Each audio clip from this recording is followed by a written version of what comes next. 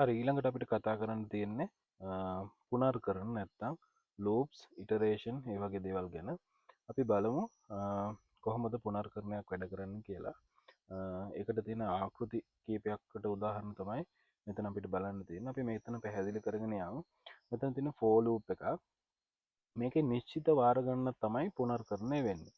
i කියලා variable එකක් තියෙනවා. මෙන්න මේ variable එක 1 සිට 6 දක්වා පුනර්කරණය වෙන්න කියලා තමයි මේකෙදි කියන්නේ.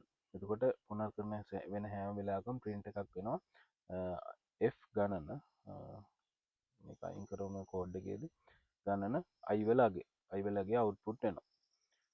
අපි බලමු i වෙලාගේ කොහොමද output වෙන්නේ කියලා. එක රවුමෙන් රවුමට පුනර්කරණය කියනවා කියන්නේ මෙන්න මේකේ කියන්නේ i වෙලාගේ 1 සිට 6 දක්වා පුනර්කරණය කරන්න කියලා. කියන්නේ එක වටයකදී i වෙලාගේ 1යි ඊළඟ වටේ 2යි ඊළඟ වටේ 3යි අන්න එහෙම මේක නැවත ක්‍රියාත්මක වෙනවා. ඉතින් මේ for loop එක ඇතුලේ අපි දාන ප්‍රකාශන පුනර්කරණය තුල නැවත ක්‍රියාත්මක වෙනවා.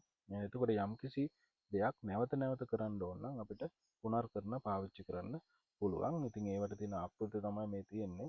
මෙතන ගත්තොත් count එක පටන් ගද්දිම 1යි. මේ while කියන එකේ අදහස තමයි කොන්දේසිය සත්‍යව පවතින තුරු යට තියෙන ප්‍රකාශන ක්‍රියාත්මක කරන්න කියලා තමයි කියන්නේ. මෙතන කොන්දේසිය සත්‍ය නම් අනිවාර්යයෙන්ම පුනර්කරණය සිද්ධ වෙනවා. කොයි වෙලාව හරි කොන්දේසිය අසත්‍ය වෙන වෙලාවට පුනර්කරණය නතර වෙනවා.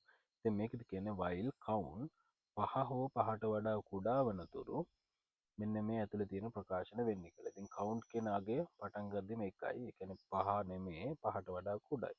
ඒ නිසා දැන් count වලගේ මෙච්චරයි කියලා output වෙනවා. count වලට එකක් එකතු වෙනවා කියන ප්‍රකාශනය තමයි මේ තියෙන්නේ. count සමානයි count දන් එක සමාන නෙමෙයි සමාන count වලට assign කරන්න count plus 1 කියන එක තමයි මෙතන කියන්නේ.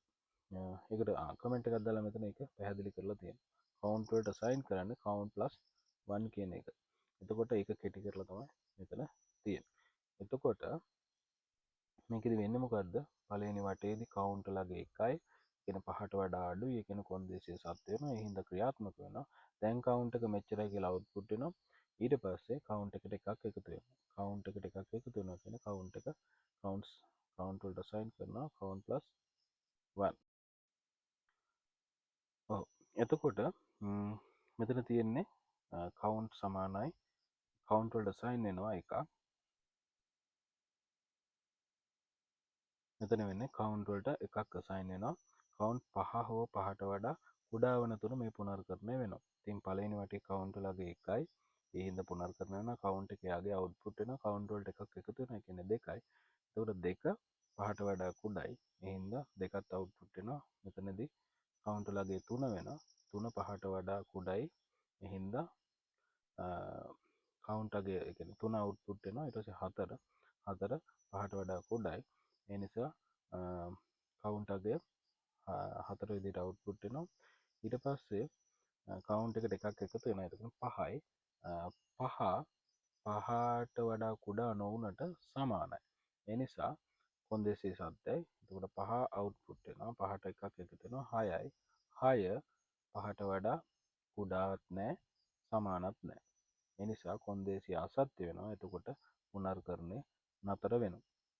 ඉතින් මේ කොන්දේසියක නැත්නම් මේ කොන්දේසියක නෙමෙයි මේ පුනර්කරණයක මේ නැවත ක්‍රියාත්මක වීම යම් කිසි කොන්දේසියක් මත අපිට හදිස්සියෙන් නවත්තන්න පුළුවන්. එහෙම නවත්තන්න අපිට පුළුවන් මෙන්න මේ break command එක පාවිච්චි කරන්න. ඊට කලින් අපි මේ පුනර්කරණ වැඩ කරන්නේ කොහොමද කියලා පොඩ්ඩක් copy කරලා check කරලා බලමු.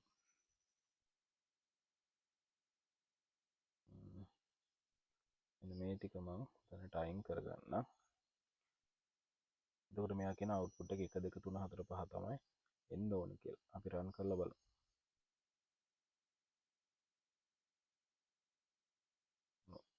ගණන 1 2 3 4 5. ඒ කියන්නේ 1 සිට 6 දක්වා. එතකොට 6 අයත් වෙන්නේ 1 සිට 6 දක්වා මේක පුනර්කරණය වෙලා තියෙනවා. එතකොට කොන්දේසිය මෙතන අපිට 1 ඉඳන් අපි හිතමු 10 දක්වා කියලා.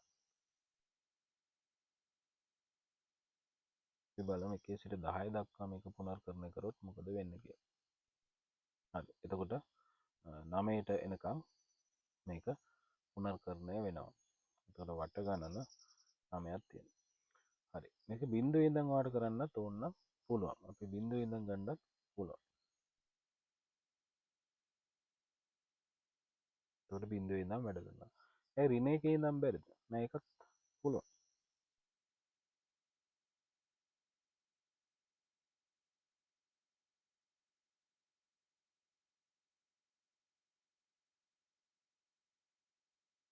ඍණ එකේ ඉඳන්. අපි රන් කරලා බලමු. එතකොට ඍණ එකේ ඉඳන් පුනර්කරණය වෙනවා. මේ විදිහට අපිට නිශ්චිත වාර ගණනක් පුනර්කරණය කරන්න for loop එක ඉතාමත් පහසුවෙන් පාවිච්චි කරන්න පුළුවන්. අපි ඊළඟ කෝඩ් එක බලමු.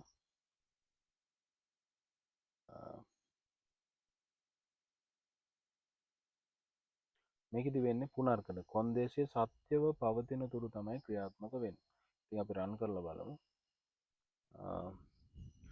දැන් කවුන්ට් එක 1යි, දැන් කවුන්ට් එක 2යි, දැන් කවුන්ට් එක 3යි, දැන් කවුන්ට් එක 4යි, දැන් කවුන්ට් එක 5යි. ඇයි මේකේ 6 එන්නේ නැත්තේ? 6 5ට වඩා කුඩත් නැහැ, සමානත් නැහැ. එහෙනම් කොන්දේසිය අසත්‍ය වෙනවා. එතකොට මේක නතර වෙනවා. හරි. අපි ඊළඟට බලමු බ්‍රේක් සහ කන්ටිනියු වැඩ කරන්නේ කොහොමද කියලා. මේකේ නම් කියලා for loop එකක් තියෙන්නේ.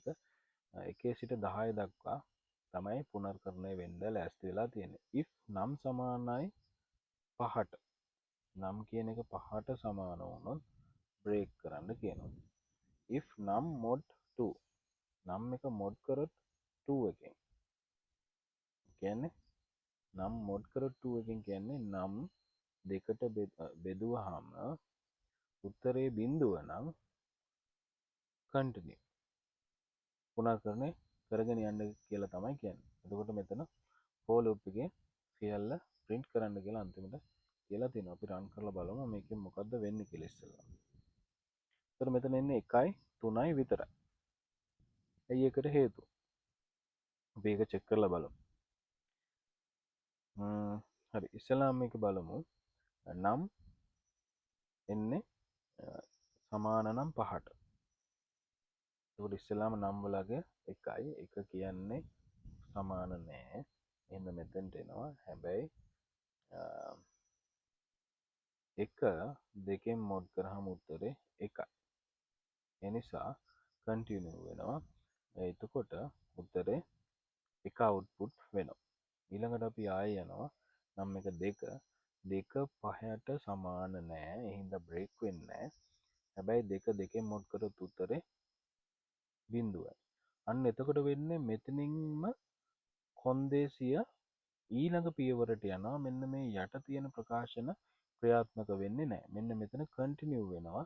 මෙතනින් ඊළඟ පියවරට යනවා. ඊළඟ පියවරට කියන්නේ ඊළඟ පුනර්කරණ අවස්ථාවට යනවා. යට තියෙන ප්‍රකාශන නොසලකා හරිනවා.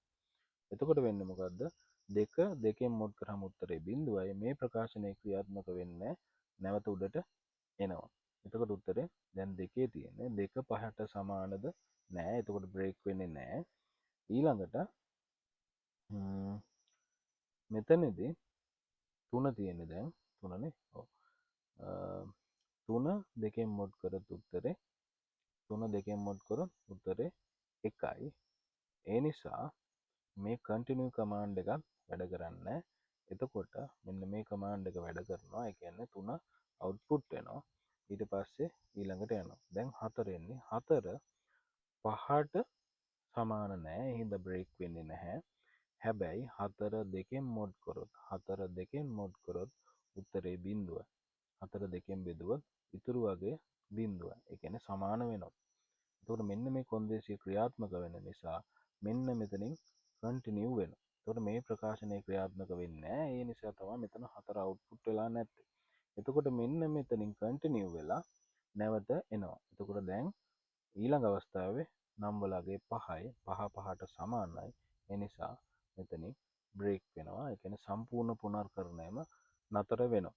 ඉතින් මේ විදිහට තමයි බ්‍රේක් සහ කන්ටිනියු කියන කමාන්ඩ් වැඩ කරන්නේ. කන්ටිනියු කියන එක හම්බෙච්ච ගමන් යට තියෙන කන්ඩිෂන් යට තියෙන ප්‍රකාශන වැඩ කරන්නේ ඊළඟ සර්කල් එකට ඊළඟ සයිකල් එකට පුනර්කරණය යනවා කන්ටිනියු එකේදී බ්‍රේක් එකේදී වෙන්නේ සම්පූර්ණ පුනර්කරණයම අදාළ කොන්දේසිය සත්තු වුණොත් මෙතනදී නතර වෙනවා. ඉතින් ඕක තමයි බ්‍රේක් සහ කන්ටිනියු කමාන්ඩ් පාවිච්චි කරන්නේ සමහර වැඩසටහන් ලියනකොට අපිට මේක හදිස්සිය අවශ්‍ය වෙනවා පුනර්කරණය සමහර ස්ටෙප් ස්කිප් කරන්නත් සමහර වෙලාවට අතරමැද්ද පුනර්කරණය නතර කරන්නත්. ඉතින් පුනර්කරණය කියන ප්‍රෝග්‍රෑමින් වල තියෙන මං හිතනවා ආසම හිතන ලස්සනම අවස්ථා ටිකක් මේකෙන් ගොඩක් ආස හිතන දේවල් කරන්න පුළුවන්.